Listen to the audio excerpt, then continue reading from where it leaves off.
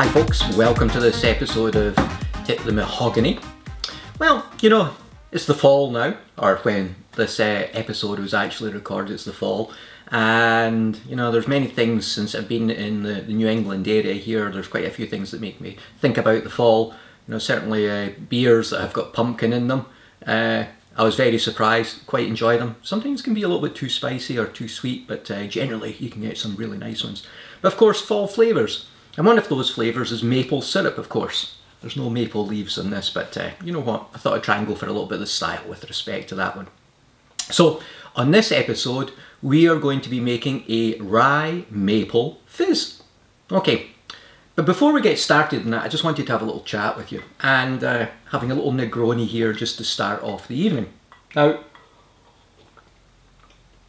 as I was looking at this recipe, I wondered, you know, what kind of glass is suitable for this. And I've seen a few references to glasses. Now, as I said, I don't do anything controversial. I really don't. And this one I think is a bit controversial, though, in some respects, the glass that you're using. Now, you should always drink what you like to drink out of, definitely.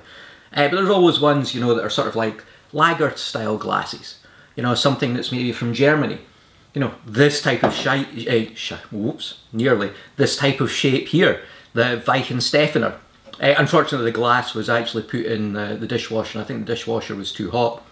But you know, when we went to the Weihenstephaner brewery, it was much bigger. But you know what? This was a great glass. It's a great glass for drinking a good, you know, lager, or you know, certainly even a Helles out of as well. You know, that's a good one. You know, it's the way the bubbles come up out of it. Even, you know, I've got this one here, the Korsendonk Christmas Ale. It's a darker beer, but you know what? It's a great glass for drinking out of. You get a lot of the scent coming out of it and everything. You know what? You can get a little bit pretentious with it, but you know what?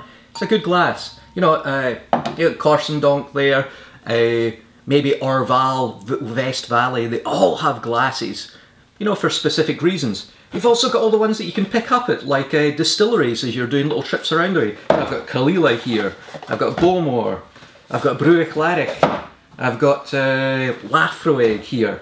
Yes, I've been to all of them. Here I've got the Highland Park, you know, so these are Isla ones. This one's from Orkney. Originally had the bottle of the 18-year-old many years ago, before it was actually readily available. And I remember on the ferry coming back from Orkney, I actually cracked it open. I needed something to settle my stomach, so I actually opened it up and had a little snifter of the Highland Park 18, because I had the glass as well. You know, you even get the smaller, you know, very small Glencairn ones. This is actually from the Ardbeg tour. Just a shout out to the Ardbeg guys. They actually do a really good tour. Great sort of personalities that are actually doing it. You know, whiskey is basically made the same world over. But when you're going on a tour, sometimes these, whoever's actually doing the tour can make all the difference there, definitely. Having this one first, because of course it's a little bit bitter. I've got maple syrup here. Doing it the other way around, it doesn't work. So you've got all these kind of glasses here. I even got one, I haven't been here yet, but you know, a little shot glass from the Glendalough Distillery. They're all cute. Really are. It's one glass though. One glass that shouldn't be used. Yeah, I'm pretty serious about this one. Yeah, I'm really serious about it. And it's this. You know what that is? That's a jam jar. It's a mason jar. You know what you put in there? You put preserves. Maybe you've actually used it for putting some moonshine in. Why? Because it's an easy lid to get on and off. What don't you serve in that? You don't serve cocktails. You don't serve beers. Why? There's just, even one that you actually get that's been specifically made, there's just something wrong about the dimensions of this glass. And that's not all. Many of them even still have it, even if they've been custom made for beers. They've still got this lip around the edge of it where the screw goes on, you know, the screw thread for the cap. It's not nice to actually drink out of. And it's interesting because everybody thinks it's pretty trendy actually drinking out of these things. It's not trendy. They're just, it's just a mason jar. You know what I put in my mason jars? Not that. Honey. There's honey from the bees out in the back garden. Of course this is a smaller mason jar, but I've got some bigger jars of the honey as well. Why? Because it's good for preserves. That's exactly what it's for. It's just sort of like Oh dear, I can just feel the beer just spilling down my front there, you know, when I'm drinking out of this. Just quit it with the mason jar stuff. It's really, it's just not pleasant. It's just not appropriate. Anyway, I haven't even had one drink yet. But that was my take on glasses and the fact that, you know, mason jars or jam jars, you know what? Don't use them. Stop using them. No good for beers, wines, cocktails, anything at all. Just stop it.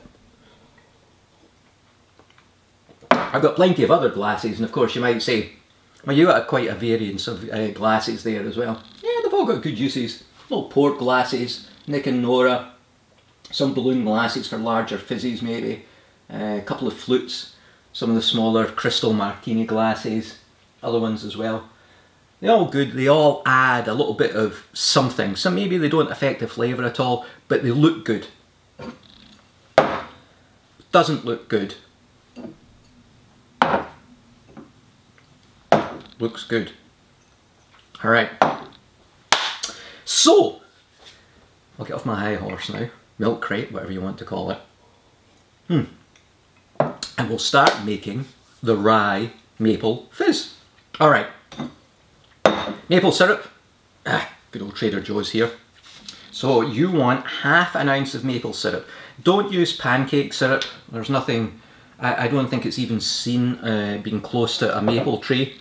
As you know, if you don't know, actually maple syrup is the sap of maple trees that is then boiled down to the concentrate and the sugars. And that's what you end up with here. And you get different grades of it as well, and then it's used in various things like butter and stuff like that. Really great flavour, it really is. And of course it is good in pancakes, of course. Anyway, we're using our little Trader Joe's there. I'm putting in the maple syrup first because it's a little bit sticky. So all the other things will wash it out. We are going to use rye for this. We've got the Mitchell's rye here. Now, it is 2 ounces, and yes, I would use the other side. I'm trying to rinse out the maple syrup here. 2 ounces of our rye. Lemon juice. Already squeeze it. Keep it in this little squeezy bottle. But let's do it's 3/4 an ounce of lemon juice for each one. So you're kind of getting a bit of a play on a sour here as well. Because you've got some sweetness, you got your space spirit, you got your sweetener, you got the sour. So that's what you're playing on a little bit here. Angostura bitters, 2 dashes. 1, 2, there we go. Oh, it's a fizz. What goes into many fizzes? Egg whites. We're not oh, so we have here 3/4 of an ounce of egg whites. These are actually pasteurised ones. You can use fresh ones yourself. Maybe make quite a few drinks. Save all the yolks. Make yourself a nice custard or something like that. A creme brulee. Actually, that's a good one for this type of year as well. Caramelisation on the top there.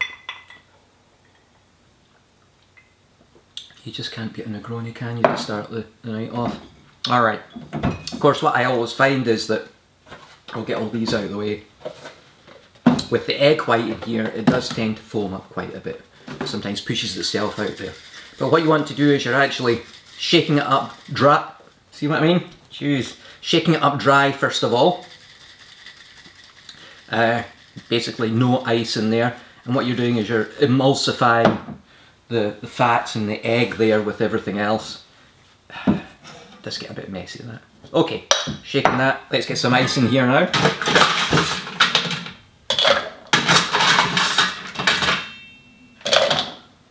There we go. That should do us.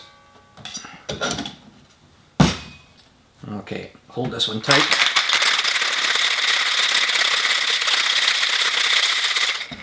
Done. Clean up behind ourselves. Oh, that was hard work. Okay, I'm not using a mason jar for this. Surprise, surprise. Okay, got that shaken. Strain into your glass of choice. And if you want to use a mason jar, use a mason jar. I'm not going to stop you.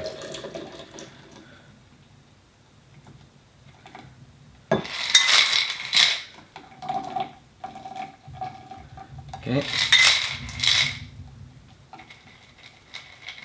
In we go.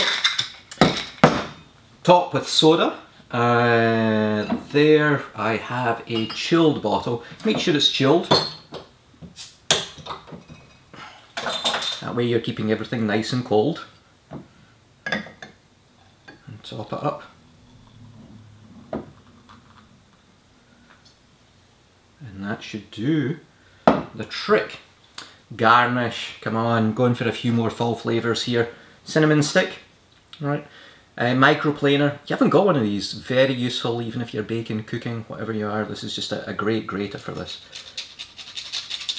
So give it a good grate across the top there. Of course, if you don't have a fresh cinnamon stick, you can get powdered cinnamon. Just tap that on the top as well. As you can probably guess, it's probably easier to do a little bit less effort than what I'm doing here, you know. Anyway, that is us. A Rye Maple Fizz. Looks good. I've never tasted this before actually, so let's give this one a wee taste, okay? Let's go for it.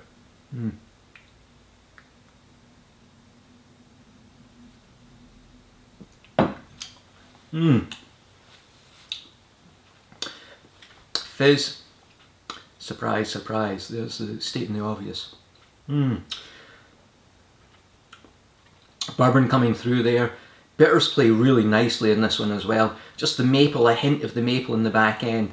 The sour, it's not too sour at all. It really does balance out really well actually. This is...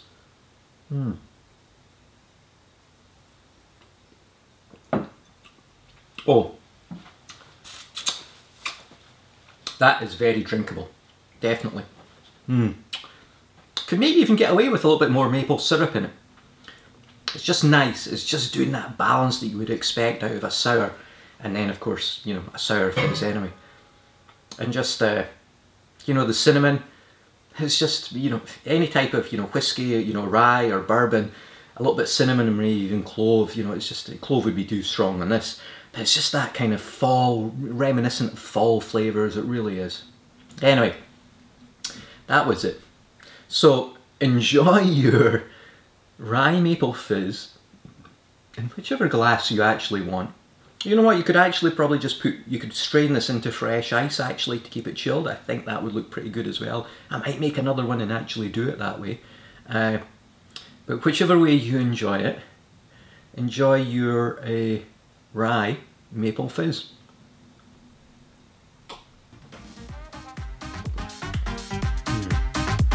Cheers.